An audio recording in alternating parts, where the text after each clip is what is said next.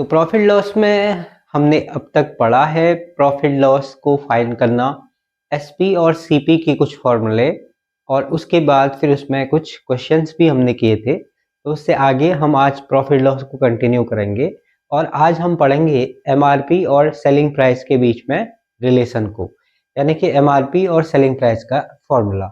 इसके अलावा कुछ क्वेश्चंस भी देखेंगे। तो स्टार्ट करते हैं प्रॉफिट लॉस का थर्ड पार्ट। तो लेट्स बिगिन।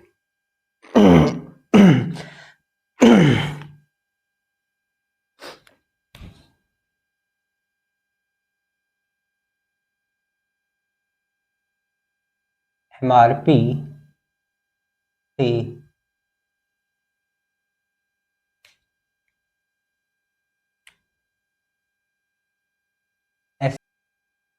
एमआरपी से एसपी ज्ञात करना।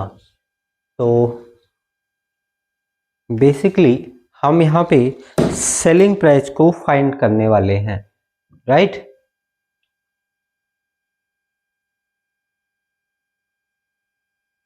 SP equal to MRP into 100 minus discount upon 100। SP equal to MRP into 100 minus discount percent. Discount यहाँ पे परसेंटेज वाला आएगा, राइट।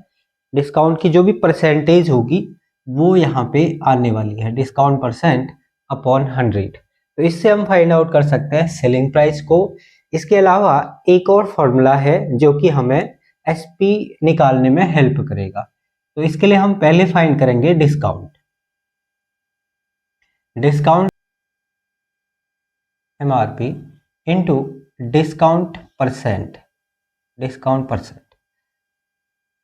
तो इससे हमें मिलेगा डिस्काउंट इन रुपीज, बट हमें डिस्काउंट नहीं चाहिए, हमें तो फाइंड सेलिंग प्राइस ही करना है वापस से। तो हम यहाँ पे सेलिंग प्राइस निकालेंगे। तो एसपी बराबर होगा एमआरपी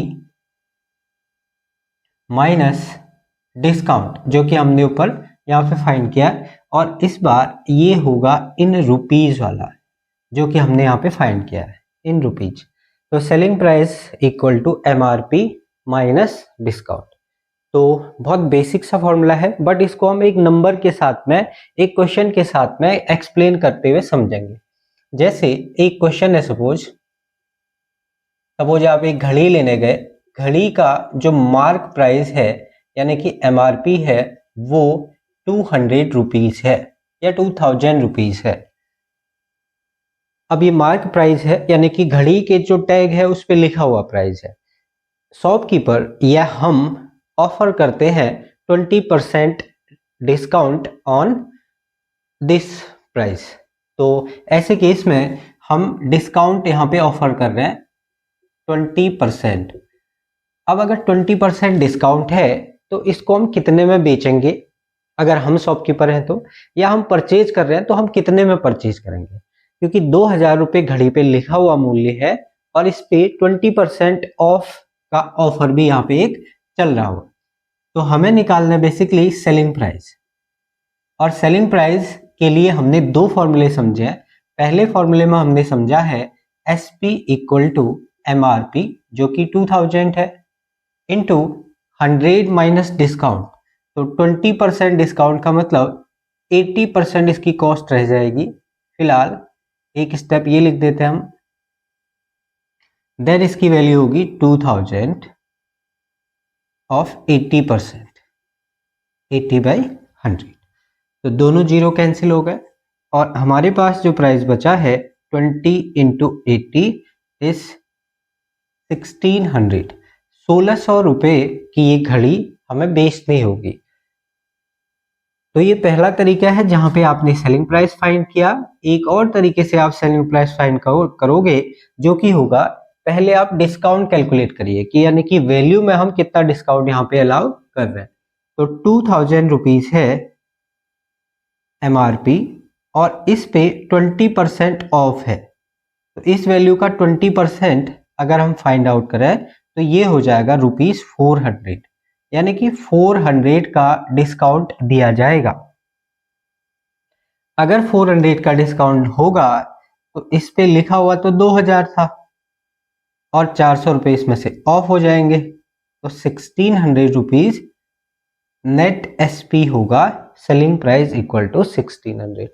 तो इस तरह से आप सेलिंग प्राइस फाइंड करोगे। पहला फॉर्मूला जो हमने आज देखा है, SP equal to MRP into 100 minus discount percent. इसको हम यूज नहीं करेंगे, है ना, क्योंकि हम डिस्काउंट निकालें फिर उसको माइनस करें। हम एक ही स्टेप में इसको सॉल्व करेंगे, सीधे एसपी आएगा, जो कि पहला फॉर्मूला है और यहाँ पे हमने पहले तरीके में इसको सॉल्व किया। अभी यहाँ पे आपको ज्यादा स्टेप जरूर दिख रहे होंगे, बट ये हमें आगे स्किप करेंगे हम इनको। हम यहां से क्वेश्चन स्टार्ट करेंगे।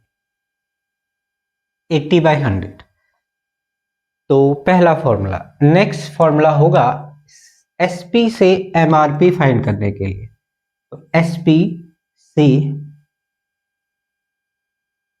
एमआरपी ज्ञात करना,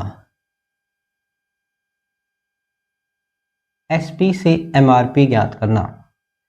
अब सेलिंग प्राइस होगा हमारे पास ऑलरेडी और हम निकालने जा रहे हैं एमआरपी, यानी कि उस पे जो लिखा हुआ प्राइस है वो। MRP equal to SP into 100 minus, sorry MRP find कर रहे हैं तो 100 अपॉन 100 माइनस डिस्काउंट परसेंटेज वाला। देखो डिस्काउंट हमेशा माइनस होगा। अगर आप एमआरपी फाइंड कर रहे हैं तो ये अपॉन माइनस डिस्काउंट परसेंट होगा, और अगर आप सेलिंग प्राइस निकाल रहे हैं तो ये न्यूमरेटर में 100 माइनस डिस्काउंट परसेंट होगा। तो डिस्काउंट की वैल्यू कभी भी प्लस नहीं करोगे आप, जैसे प्रॉफिट लॉस में होता था, प्रॉफिट के लिए प्लस और लॉस के लिए माइनस। तो लॉस जैसे हमेशा माइनस होता है, वैसे डिस्काउंट भी हमेशा माइनस होगा। बस ये अगर न्यूमरेटर में हो रहा है या डिनोमिनेटर में हो रहा है, यही अंतर है, बाकी कोई भी अंतर इसमें नहीं है।